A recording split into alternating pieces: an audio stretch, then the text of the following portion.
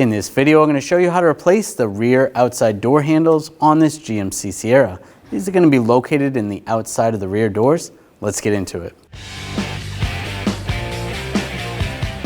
I'm going to take this cap off. I'm just going to use a straight blade screwdriver. You can use a trim tool, just be careful of the paint. And we're going to loosen up this screw, use a T25 socket. Just loosen this up a few turns. I'm going to come over here, the cover. You want to push the cover towards the back of the vehicle, and that slides out. I just grab the handle, pull it up, and we're going to pull it out. And that comes off. So we'll just slide the back end in. And what we're going to do is take a piece of string. We're going to go around that bracket. Just using a screwdriver just to get it around the center.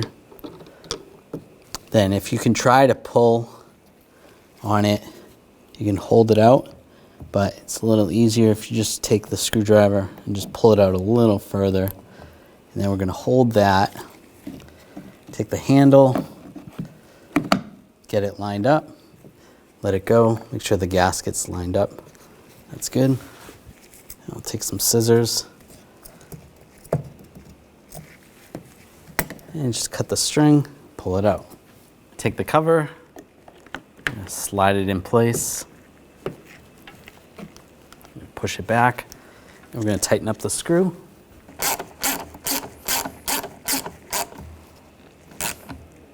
Just snug that down, not too tight. Take the cap, push it on, and you're good to go.